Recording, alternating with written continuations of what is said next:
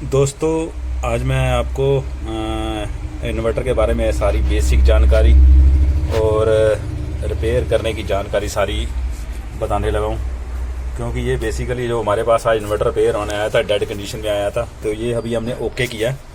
तो कभी आपके पास रिपेयर होने आए तो इसकी मैं पूरी कंप्लीट आपको जानकारी देने लगा हूँ को कैसे रिपेयर करना है। आप घर में भी छोटा मोटा फॉल्ट हो तो बहुत ईजी आप रिपेयर कर सकते हो। तो ये बेसिकली मैं इसमें सारा थोड़ा बता दूं। ये हमारा बेसिकली साइन वे इन्वर्टर है। ये देखो एक्साइड का एक्सैटिक्स मॉडल, ये साइन वे इन्वर्टर है। और एक हमारा स्क्वायर वे इन्वर्टर आता है। और साइन वे और स्क्वायर वे इन्वर्टर में क्या फ़र्क है ये मैं बता देता हूँ आपको। क्योंकि जो साइन वे इन्वर्टर है उसमें देखो इसकी एक्यूरेसी, लाइट आउटपुट की जो एक्यूरेसी है, जब लाइट बंद हो जाती है हमारी इन्वर्टर ऑन होता है तो उसमें थोड़ी लाइट की एक्यूरेसी बिल्कुल है, एक्यूरेट होता है। कई बार जो हमने कई बार देखा होगा, हमारे पास एक इन्वर्टर घर में लगा होता है तो वहाँ एक देखने को चीज़ मिलती है कि जब लाइट जाती है तो पक्खे थोड़ी आवाज़ करने लग जाते हैं। तो वो एक्चुअली क्या बेसिकली होता है, वो स्क्वायर वे इन्वर्टर में एक्चुअली उसकी एक्यूरेसी नहीं होती। पर साइन में इन्वर्टर में खासियत है, जैसे ये एक साइड का इन्वर्टर है, इसमें खासियत है क्योंकि इसकी आउटपुट जो आउटपुट होती है हमारी बेसिकली लाइट की आउटपुट होती है, वो इसकी एक्यूरेसी बिल्कुल है करेक्ट होती है। यानी वो जो जितना 50-60 हर्ट्ज जितना निकलते हैं हमारे 220 वोल्ट, तो इसकी एक्यूरेसी बिल्कुल है एक्यूरेट होता है। क्योंकि जब लाइट जाती है फ्लक्चुएशन नहीं होती, वो हमें एकदम पता भी नहीं लगता हमारी लाइट गई कि नहीं गई। तो ये जो फुल साइन वे इन्वर्टर है इसकी ये खासियत होती है। और दूसरा स्क्वायर वे इन्वर्टर है। और पहले मैं बता दूं, ये साइन वे इन्वर्टर में हमेशा ट्रांसफार्मर में देखो इसमें ट्रांसफार्मर में 2 वायर होती हैं। और जो स्क्वायर वे इन्वर्टर होता है तो उसमें हमेशा 3 तार होंगी। देखो एक और सेंटर में हमारी पॉजिटिव सप्लाई बैटरी की तार, और बैटरी की तार एक हमारी इधर कॉमन तार कॉमन होती है जो मदरबोर्ड को सप्लाई जाती है। तो बेसिकली जो वो हमारा स्क्वायर वे इन्वर्टर होता है जिसमें 3 तार होती हैं ट्रांसफार्मर में। और जो साइन वे इन्वर्टर होता है बेसिकली ये हमारा साइन वे इन्वर्टर है, इसमें 2 वायर होंगी ट्रांसफार्मर की। और जो साइन वे इन्वर्टर में 3 पत्तियाँ लगी होती हैं, 1 2 3। और जो स्क्वायर वे इन्वर्टर होता है उसमें सिर्फ 2 पत्तियाँ लगी होती हैं, एक राइट और लेफ्ट। तो बेसिकली ये हमारा साइन वे इन्वर्टर है। तो ये इसमें थोड़ी समझने में देखो थोड़ी हमें कई बार प्रॉब्लम होती है। तो मैंने बताया कि साइन वे और स्क्वायर वे इन्वर्टर में क्या फ़र्क होता है।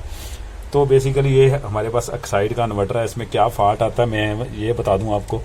क्योंकि कई बार क्या होता है हमारा ये एक्साइड का इन्वर्टर है बेसिकली डेड हो जाता है। और डेड होने के कई कारण होते हैं।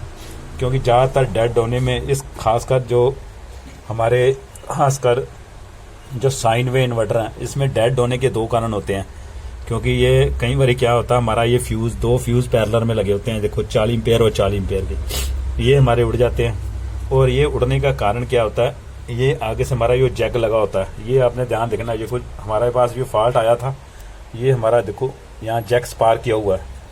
ये यहाँ स्पार्किंग के चक्कर में या रिले स्पार्किंग के चक्कर में आपका ये फ्यूज उड़ जाता है। तो ये अब से सबसे ज़्यादा इसमें कॉमन फॉल्ट आता ही आता है।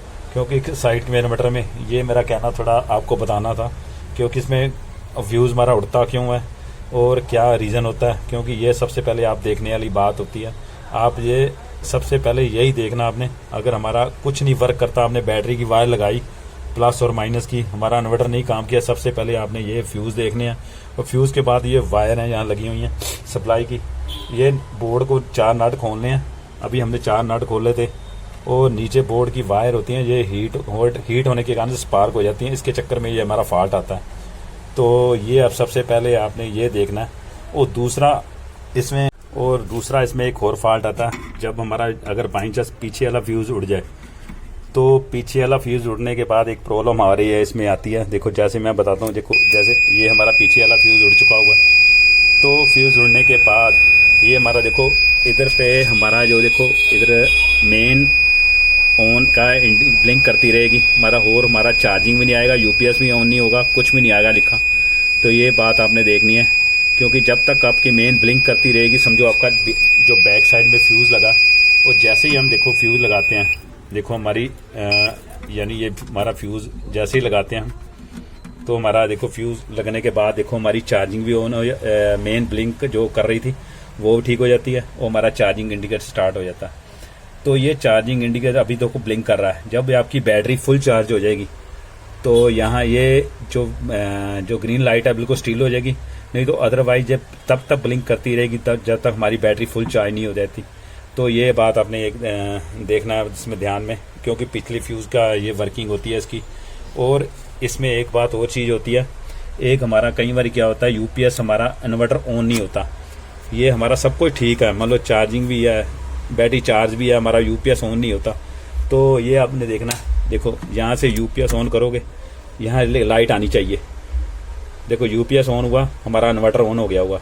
अगर ये स्विच आपका काम ना करे तो मान लो कई बार क्या होता है हमारे स्विच में ये कार्बन आ जाती है, तो इस चक्कर में हमारा ये स्विच ऑन नहीं होता, हमारा यूपीएस भी नहीं ऑन होता। तो ये इसमें एक बेसिकली ये तीसरा फॉल्ट आता है। तो मेरे सिरे समझाने का यही मतलब था कि आप इस इन्वर्टर में कौन कौन से फॉल्ट आते हैं। ये बेसिकली जो प्योर साइन वे इन्वर्टर होते हैं थोड़े ठीक करने थोड़े डिफिकल्ट होते हैं, क्योंकि इसमें बेसिकली ये चिप लेवल कम, इसमें चिप लेवल सिस्टम है सारा, क्योंकि ये मार्केट में चिप अवेलेबल नहीं होती और रिपेयर करना थोड़ा मुश्किल होता है। तो ये इसकी थ्योरी थी। तो कभी आपके पास आए तो बहुत आप इजी इसको रिपेयर कर सकते हो। ओके, थैंक यू दोस्तों।